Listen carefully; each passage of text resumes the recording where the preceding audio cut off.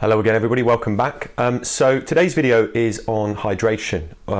It's been quite hot here in the UK recently, people have been outside exercising. We're probably all feeling we're not sleeping as well at night, probably sweating a little bit more than usual. So it's important that we drink enough. Now, it's also actually important during cold months when you're training that you drink a lot. We often don't feel that we're thirsty, so we don't drink as much. So actually people can get dehydrated just as much exercising when it's cold as they can when it's hot. But when it's hot, we tend to realise we need to drink more, so it seems sensible to put a video such as this together. So as with everything, in reality, there isn't a one size fits all that's perfect for everybody, but there's some good guidance and good guidelines. We all have different shapes and sizes, different amounts of muscle, different amounts of body fat, and that all affects us. We have different respiration rates.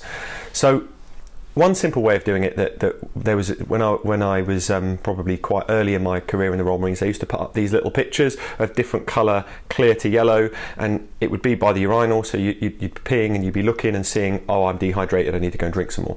Royal Marines recruits are also taught to walk around all the time, run around with a full bottle, and when they get to a lesson they start drinking it. If somebody catches them at the beginning of a lesson without it being full, they tip it over their head. Lesson learned, make sure you always come with a full water bottle, because hydration is so important. Obviously there's probably $1 billion industries in electrolyte drinks and rehydration drinks and all that sort of thing, so it shows you that it's important because people have been able to make money out of it. So what I generally advise people is 750 millilitres to 1,000 millilitres per kilo of body weight. Sorry, per 20 kilo of body weight. You'd be drinking a lot of water then. Per 20 kilo of body weight. So for somebody who weighs 80 kilos, they're not going to be looking at any more than 4 litres a day unless they do some training. We'll come back to that in a minute, but it might be just under that. And a caveat with this is, as you realise how little you're drinking and you move into drinking more towards the amount of per 20 kilos of body weight, so 60 kilos, you want to have just under 3 litres or about 3 litres. You probably want to build up to that, because otherwise you're probably nipping away from the desk every half an hour to go to the toilet, which is okay.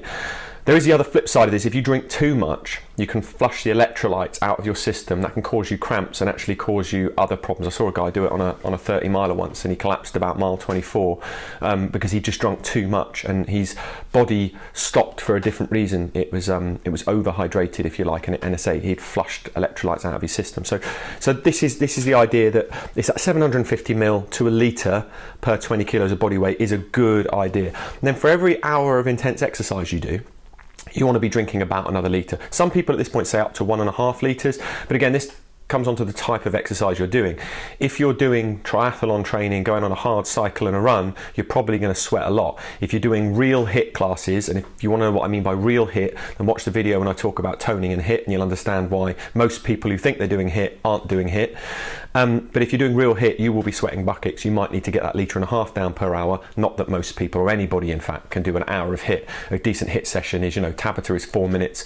Most people aren't going to do more than 15-20 minutes. Half an hour with a decent warm up and cool down, if we're honest. So you might want to do an hour and a half. If you're doing a weight session, unless it's like a CrossFit and you're doing loads of conditioning, you might sweat a lot. You probably don't sweat that much. So a sip between, I tend to say sip between each set for bodybuilding, just a sip between each set, and you'll get through a litre through your training.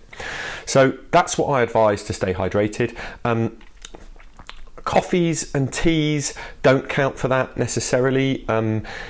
Green teas perhaps, but coffee and tea is diuretic. So if you're doing lots of cups of coffee and think, oh, that's my water going in, it's not. I'd have a water alongside it and try to transition more to the water.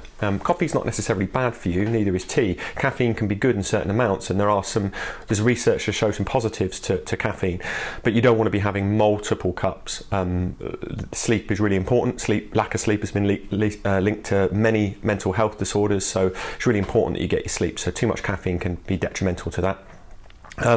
Things like post-workout shakes and stuff, the water that goes into that can count, and I would always say, mix your post-workout, pre-workout, whatever you're having, with water. But watch the caffeine content in your post-workout, pre-workout as well, because that can add to your overall caffeine content, and again, is a diuretic. So whenever you're training, in the heat or in the cold, you need to stay hydrated.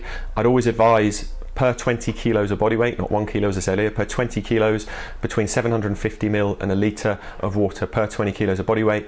And then for every hour of exercise you do, about another litre, possibly push that up to 1.5 litres if you're doing really intense exercise and sweating a lot. If you do that not only will you stay hydrated, more water helps with all the bodily processes and helps with health in general. So you actually probably find you'll feel better, less headaches, and actually probably function better in terms of your body rather than you can notice, and actually probably have a positive effect overall. So yeah, get the water in, keep a bottle with you at all times like a Royal Marines recruit.